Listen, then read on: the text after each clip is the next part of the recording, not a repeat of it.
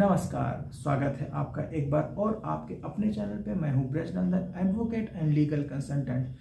आज का वीडियो किसी एक ऐसे विषय पर आधारित है जो कि बहुत ही एक आम विषय है और जो सभी के द्वारा पूछा जाता है और अक्सर ये समस्याएं सभी के सामने उत्पन्न होकर आती हैं कि अगर जो कोई गुजारा भत्ता अगर जो कोर्ट ने ऑर्डर पास कर दिया है, अगर जो हाँ एक चीज़ और भी है, गुजारा भत्ता प्राप्त करने के लिए जो पिटीशन जो याचिका जो माननीय न्यायालय के समक्ष प्रस्तुत की जाती है उस पर कितनी सच्चाई है, उसके जो तथ्य हैं वो कहाँ तक सही हैं या कितने हद तक उस पर सत्यता पर उसको साबित किया जा सकता है। तो इन्हीं सब चीज़ों पे और इन्हीं सारी बिंदुओं पे मैं आज डिस्कस करूँगा और वीडियो इसकी बिल्कुल भी मत करिएगा, पूरा देखिएगा। और एक चीज़ और मेरी रिक्वेस्ट है, अगर जो आप वीडियो पे फर्स्ट टाइम आए हैं तो इसको सब्सक्राइब अवश्य कर लें और लाइक कर दें और साथ में इसको शेयर ज़रूर कर दें जिससे और ज़्यादा से ज़्यादा लोगों को ऐसी जानकारी प्राप्त हो सके। हाँ, एक चीज़ और, अगर जो आपकी कोई जिज्ञासा है, कोई आपकी क्वेरी है या आप हमसे कोई सलाह लेना चाहते हैं या कोई क्वेरी करना चाहते हैं तो हमें कमेंट अवश्य करें, मैं उसका रिप्लाई ज़रूर करूँगा। हाँ, मैं रिप्लाई सभी का करता हूँ। ये ज़रूर है कि हो सकता है रिप्लाई करने में कुछ देर हो जाए, लेकिन मैं जो भी कमेंट आते हैं सभी व्यूअर का, सभी जो सब्सक्राइबर है उनका मैं रिप्लाई अवश्य करता हूँ। तो इतनी रिक्वेस्ट है कि उसको सब्सक्राइब कर लें और साथ में जो भी आपकी जिज्ञासा है वो आप हमें अवगत कराते रहें। और ये चीज़ ज़रूरी है कि जो आपके कमेंट आएंगे और क्या क्वेरी है, क्या आप हमसे पूछना चाहते हैं, इससे भी हमको मार्गदर्शन प्राप्त होता रहेगा कि किस विषय पर वीडियो के माध्यम से आपको जानकारी दी जाए, जिससे कि आपको जानकारी की जो बिंदु पे आपको आवश्यकता हो। तो आज का वीडियो शुरू करते हैं। जैसा कि हमारे व्यूअर और सब्सक्राइबर द्वारा पूछा गया है, एक चीज़ और है, इस वीडियो के मिलते जुलते एक पूर्व में जो सेक्शन 125 से रिलेटेड मैं पूर्व में एक वीडियो बना चुका हूँ, उस पर आप देख सकते हैं, लिंक उसका डिस्क्रिप्शन में है, आप उसको चेक कर सकते हैं। लेकिन साथ में समय के बदलते परिदृश्य को देखते हुए जो हमारा विधि है, जो समाज के जो लॉ है वो भी चेंज होते रहते हैं। तो आज के विषय में, आज के तारीख में अगर जो लॉ क्या इन्फोर्सिबिलिटी रहती है, कहाँ तक उसको देखा जा सकता है और कैसे उसको लागू करना चाहिए। और जो समस्या निकल के सामने ये आती है कि अगर जो कोई मेंटेनेंस का ऑर्डर अगर जो कोर्ट ने कर दिया है, हालांकि हाँ ये चीज़ और है, अगर जो कोर्ट ने कोई ऑर्डर का जो पास कर दिया है तो उसको फॉलो करना और एग्जीक्यूट भी करना होगा, जो कि सभी के लिए अनिवार्य है। अदरवाइज कंटेम्प्ट ऑफ कोर्ट में न्याय की अवमानना के लिए आप उसके दोषी होंगे। तो खैर, इस बात पे ये जरूर मेंशन करना चाहिए कि अच्छा, एक चीज़ और जो तथ्य निकल के जो सामने आया है, कई लोगों की क्वेरी आई हुई है और कहीं तक उसमें सत्यता भी प्रतीत होती है कि जो भी याचिका है, जो भी प्रार्थना पत्र माननीय न्यायालय के समक्ष प्रस्तुत किए जाते हैं, तो क्या उन प्रार्थना पत्र पे कितनी सच्चाई होती है, क्या कोई घटना किस हद तक कारित की जा सकती है, ये कोई आम विषय नहीं है। इसमें हमें एक चर्चा करना चाहिए, नहीं तो हमारा जो समाज है वो किस ओर जाएगा इसका अंदाज़ा लगा पाना बहुत ही मुश्किल है। क्योंकि जो प्रार्थना पत्र जो सेक्शन के जो इंग्रेडिएंट्स हैं, वो इंग्रेडिएंट्स को फुलफिल करने के लिए वो प्रार्थना पत्र में जो भी जितनी जो घटनाओं को जो तथ्य हैं वो बहुत ही बढ़ा चढ़ा के प्रस्तुत किए जाते हैं। हालांकि हाँ, कोर्ट उसमें कितना विश्वास करती है, कितना विश्वास नहीं करती है, ये उस पर विचार करने का विषय है। लेकिन आज का जो विषय है, जिसपे आज के वीडियो के माध्यम से आपके सामने मैं उपस्थित आया हूं, और इसी पे आज का जैसा कि क्वेरी जो पूछी गई है हमारे व्यूअर और सब्सक्राइबर ने कि अगर जो कोई गुजारा भत्ता अगर जो गलत प्राप्त कर दिया है या गलत ऑर्डर कर दिया गया है तो उसके लिए क्या प्रोविज़न है। जैसा कि मैं बता चुका हूं कि अगर जो माननीय न्यायालय ने आपके खिलाफ या आपके विरुद्ध अगर जो गुजारा भत्ता अदा करने का अगर जो आदेश पारित कर दिया है तो उस स्थिति में आपको क्या करना चाहिए, या एक स्थिति और भी आती है, या उस आदेश को पारित करने के लिए अग्रिम तिथि पे या उस तिथि पे नियत कर दी गई है कि जिसमें आपके विरुद्ध आदेश पारित होने की प्रबल संभावना। तो उसमें कुछ जो महत्वपूर्ण तथ्य है, किन किन बिंदुओं पे आप उसमें प्रार्थना पत्र प्रस्तुत करके, हाँ हालांकि एक चीज़ और है कि अगर जो उसमें प्रार्थना पत्र प्रस्तुत किया जा चुका है गुजारा भत्ता के लिए और उसमें अंतिम रूप से बहस हो चुकी है कि कितना गुजारा पत्नी को मिलना चाहिए, कितना गुजारा पत्नी को नहीं मिलना चाहिए, तो इसी अंश पे जो पति के हिस्से की बात जो आती है उसको सर्वप्रथम ये प्रार्थना पत्र माननीय न्यायालय के समक्ष प्रस्तुत करना चाहिए कि किस किस विधि पे, किस किस आधार पर पत्नी को जो जिसने मुकदमा प्रस्तुत किया है माननीय न्यायालय के समय, उसको जो गुजारा भत्ता की जो रकम है वो क्यों नहीं मिलनी चाहिए। सबसे नंबर 1 ग्राउंड है, उसको किस परिस्थिति में गुजारा भत्ता नहीं प्रदान किया जा सकता है। वो नंबर 1 पॉइंट ये है कि अगर जो वाइफ को, अगर जो कहीं एम्प्लॉयड है, अगर जो उसको कहीं से कोई सैलरी मिल रही हो, किसी भी तरीके से अगर जो कोई अर्निंग का सोर्स उसके पास है, या वो कहीं से कोई अपने जीवन यापन करने के लिए कोई सोर्स ऑफ मेथड अगर उसने कोई अडॉप्ट कर रखा है, कोई उसने बचा के रखा है, तो इन सारी बिंदुओं पे जो जानकारी जो उसने अपने प्रार्थना पत्र में, जाहिर सी बात है उसने छिपाई होगी, वो चीज़ नहीं बताई होगी,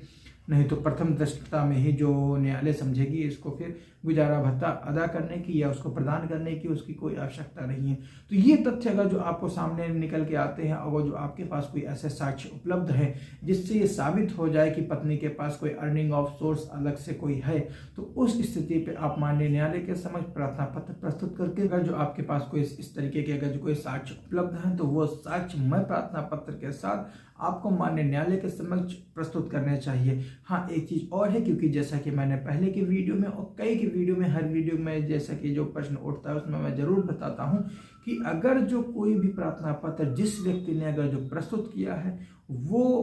उसको प्रूफ करने का, उसको साबित करने का भार वो उसी व्यक्ति के ऊपर होगा जो जिसने प्रार्थना पत्र प्रस्तुत किया है। ये उसी को साबित करना पड़ेगा, उसी को प्रूफ करना पड़ेगा कि जैसी जैसी घटना जैसा कि अंकित है प्रार्थना पत्र में, वो वैसा ही घटना घटित हुई है। इसके विपरीत अगर जो कोई एक अन्य तथ्य ये भी निकल के सामने आता है कि अगर जो, जैसे कि अगर जो तथ्य, जो फैक्ट अगर जो प्रार्थना पत्र में मेंशन किए गए हैं, जाहिर सी तौर पे वो प्रार्थना यानी कि पत्नी के द्वारा मेंशन किए गए होंगे, क्योंकि गुजारे भत्ते की जो रकम है वो पत्नी को चाहिए, तो उसको ही प्रूफ करना पड़ेगा कि उसको जो गुजारे भत्ते की रकम क्यों चाहिए। अगर जो वो गुजारा भत्ते की रकम क्यों चाहिए, ये तथ्य अगर जो प्रूफ नहीं कर पाती है, तो उसको मेंटेनेंस मिलने का कोई अधिकार नहीं है। और हाँ, साथ में एक चीज़ उसको और प्रूफ करनी पड़ेगी, यानी कि उसकी जो अपने पति की जो इनकम है वो सच एंड सच अमाउंट की इतनी है। अगर जो वो अपने पति की अगर जो इनकम प्रूफ नहीं कर पाती है समुचित ढंग से, समुचित तरीके से, अगर जो अपनी पति की जो इनकम नहीं प्रूफ कर पाती है, तो उस स्थिति में भी पत्नी को गुजारा भत्ते की जो रकम है वो नहीं मिलेगी। एक नया तथ्य और सामने आता है, जिसपे एक और ग्राउंड है जो बहुत ही इंपॉर्टेंट ग्राउंड है, जिसको भी आपको याद रखना है, क्योंकि ऐसा ही एक ग्राउंड है जो कि आप उसको, उसके आधार पे अगर जो आप माननीय न्यायालय के समक्ष अगर जो आप प्रार्थना पत्र प्रस्तुत करेंगे, तो माननीय न्यायालय जो आपके अगेंस्ट में गुजारा भत्ते की जो रकम का जो आदेश है वो पारित करने से रोक देगी। जैसा कि एलिगेशन लगाया जाता है कि अगर जो पत्नी का संबंध किसी और व्यक्ति से है, या किसी अनैतिक रूप से किसी और के साथ ये रहती आ रही हैं, या रहने की कोई प्रबल संभावना है, तो इस स्थिति में केवल कहने से काम नहीं चलेगा, ये दायित्व तो हस्बैंड का बनेगा। और इस तथ्य पे ये आधार बनेगा, क्योंकि अगर जो आपको ये लगता है कि पति का कहीं किसी और से रिलेशन है, या कहीं से रिलेशन होने की संभावना है, जो उसके साक्ष्य हैं वो आपको एकत्रित करने पड़ेंगे, और वो सभी तथ्य माननीय न्यायालय के सामने मैं प्रार्थना पत्र के साथ सारे अपने तथ्य मेंशन करते हुए, अपने रीजन को मेंशन करते हुए माननीय न्यायालय के समक्ष प्रस्तुत करेंगे। और इसके अतिरिक्त एक ग्राउंड और आता है कि जिसमें ये बहुत ही इंपॉर्टेंट ग्राउंड है, जिसमें जो हस्बैंड को ये प्रूफ करना पड़ेगा, जाहिर तौर पे, क्योंकि गुजारे भत्ते की जो रकम है वो पति के खिलाफ होगी और पत्नी के फेवर में होगी, क्योंकि पत्नी ने ही गुजारे भत्ते प्राप्त करने की जो पिटीशन है वो माननीय न्यायालय के समक्ष प्रस्तुत किया है। जैसा कि अभी तक होता आया था, जो गुजारे भत्ते की जो रकम की जो प्रार्थना पत्र थी वो सेक्शन 125 CRPC में के अंतर्गत उसको प्रस्तुत किया जाता था। लेकिन अब बदलते परिवेश को देखते हुए जो नए कानून आए हैं, उन नए कानून के आधार पर अब जो गुजारे भत्ते की जो रकम की जो प्रोसीडिंग है, जो उसका सेक्शन है, वो 144 भारतीय नागरिक सुरक्षा संहिता के अंतर्गत उसमें प्रस्तुत की जाएगी। क्योंकि अभी कुछ दिन उनमें शेष बचे हुए हैं, जिससे कि उसमें अभी दिन और तारीख तय नहीं हो पाया है कि किस दिन कानून और लागू होंगे, कि जिस दिन से भी ये तीनों कानून, साक्ष्य अधिनियम और न्याय संहिता और भारतीय नागरिक सुरक्षा संहिता जिस दिन से लागू हो जाएंगे, उस दिन से सारी जो अभी तक जो तथ्य के आधार पे जो अभी तक लॉ चलते आ रहे हैं वो समाप्त हो जाएंगे। तो इसी के आधार पे अगर जो आपको ये लगता है कि उसके पास, आपकी पत्नी के पास आय का जो स्रोत है वो समुचित ढंग से और अपनी डिग्निफाइड लाइफ व्यतीत कर सकती है, तो ऐसे साक्ष्य आपको माननीय न्यायालय के समक्ष प्रस्तुत करने पड़ेंगे। केवल कहने से बात नहीं बनेगी कि वो पत्नी, उसके पास source of income such and such है और सच एंड सच जगह से वो अपनी सोर्स ऑफ इनकम जनरेट करती है। तो ये सारे सोर्सेस आपको माननीय न्यायालय के समक्ष प्रस्तुत करने होंगे। और एक चीज़ और साथ में है कि अगर जो साक्ष्य प्रस्तुत करते हुए और आपको जो लगता है कि आपकी पत्नी ने, क्योंकि जाहिर से तौर पे ये देखा गया कि अगर जो कोई दोनों में डिस्प्यूट अराइज होता है तो सबसे पहले जो पत्नी होती है वो ससुराल का घर यानी कि जो उनका मैरिटल जो हाउस है उसको छोड़ के अपने मायके या अपने निकटतम संबंधी जहाँ से उनका भी अटैचमेंट होता है वहाँ वो चली जाती हैं। यहीं पे सबसे पत्नी की अगर जो मैं बात करूँ तो सबसे पहले अगर जो अपने पति और अपने पत्नी के बीच में जो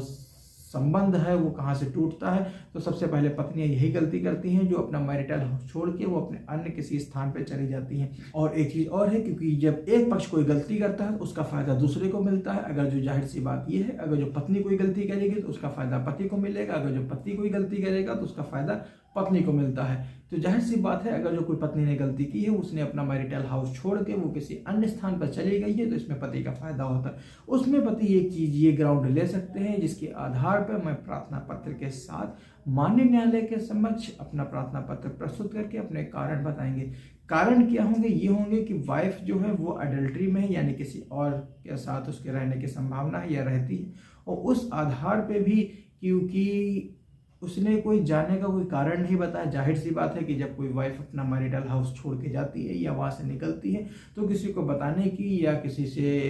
सलाह या किसी से उसको डिस्कशन करने की आवश्यकता नहीं होती है, क्योंकि अगर जो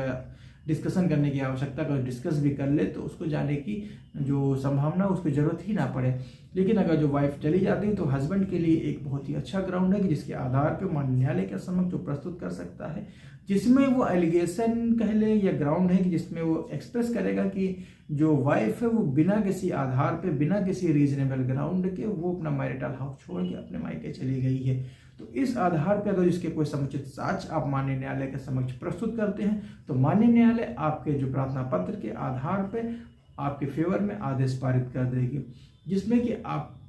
जाहिर सी बात है अगर जो आपके फेवर में कोई आदेश पारित होता है तो इट मीन्स वो वाइफ के खिलाफ कोई आदेश होगा। अब वाइफ के खिलाफ जाहिर सी बात यह है कि उसको मेंटेनेंस मिलने से या उसको प्रदान करने से उसको रोक दिया जाएगा।